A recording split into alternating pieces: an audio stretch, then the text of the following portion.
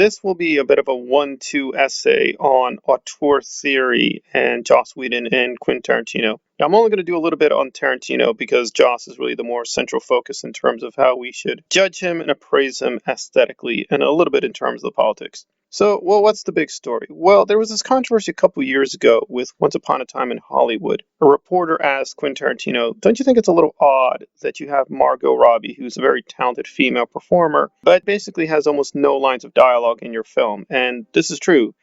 Once Upon a Time in Hollywood is a very long film, but she only has a few short scenes, and she does not speak a lot of dialogue.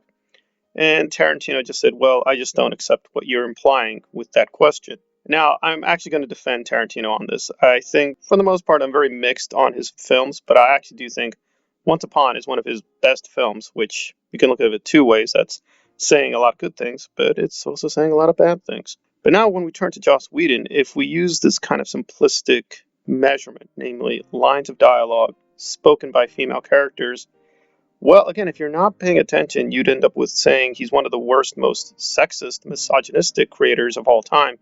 And some people say this, though they do so, I think, with a lot of ignorance. And when we look at something like Hush, which is a particular Buffy episode, which if you're a big Buffy fan, you're well aware of and how it's special.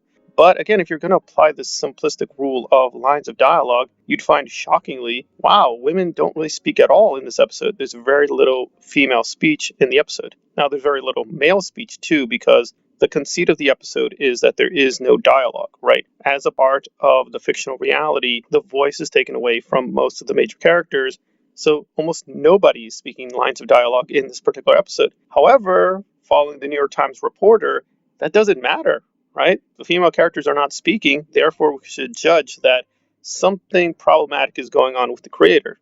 And if you really want to follow this pretty nonsensical intuition to its full development, you could say, now we have a clue as to Joss's possible sexism because of Hush, right? In other words, he deliberately took away the speech of female characters because he's a sexist.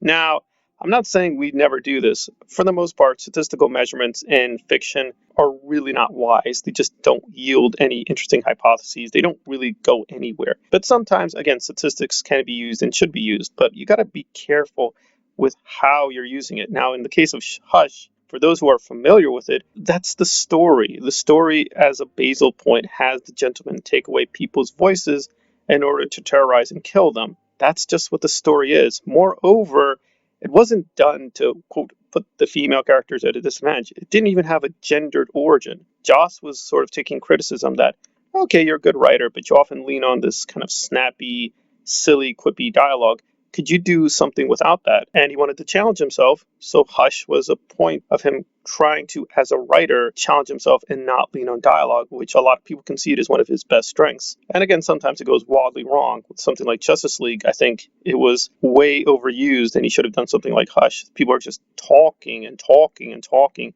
and there's just constant comedy, and there's not allowing a nice rhythm to the dialogue in Justice League. But getting back to Hush, yeah, I mean, if you weren't paying attention or if you just latched onto the new controversies with Joss, you'd think, wow, this guy really is a sexist. I mean, he had that whole episode where Buffy doesn't say anything. And you'd be like, right, do you know Buffy very well? Do you know Angel? Do you know the Buffyverse? The whole point of that episode was him challenging himself. It was not aimed against Sarah Michelle Gellar. As far as I know, there's no evidence that he had some weird subtextual misogynistic message. In fact, he wasn't really there during Buffy season 4. He was busy with Angel. He was taking a break. Yes, he directed and wrote the episode, so he, gets full responsibility, but most people think it's a really great episode.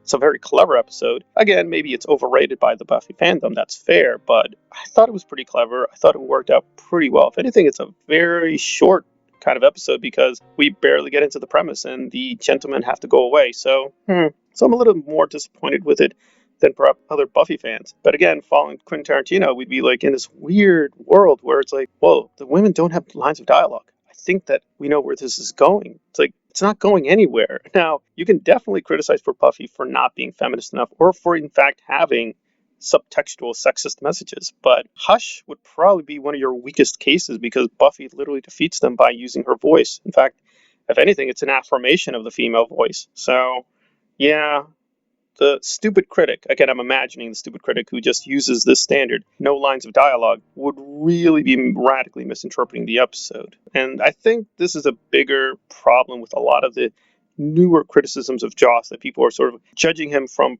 today's kind of point of view and then reading back his work and finding, quote, things in there. And again, I'm the first one. Of course, we should be critical and analytic, but we should also be fair-minded and try to be sensitive to context. I mean, I could look at Hush again. I just don't think I'm going to find any kind of secret or weird, esoteric, misogynistic message underneath. It's just a really extraordinary Buffy episode. It's one of his best pieces of work. It's a really incredible, clever pieces of writing. This can still be criticized at many angles, but I don't know. I guess he could have put in more female dialogue at the beginning before they're, quote, silenced, but men are silenced too. So it's unclear where this criticism would go. But this is now a very popular thing to just count lines of dialogue by women and then suddenly magically equate the sexism of the content. It's a very bizarre trend. And I think with the Buffyverse, you'd want to really be careful in using that kind of measurement or that kind of thinking. But that's just me speaking as a Buffy expert. You don't want to do that because you'll end up in a weird place saying that Hush is a very sexist episode, where, if anything, it's one of the most anti-sexist episodes that Joss has done. But that's my opinion on the matter.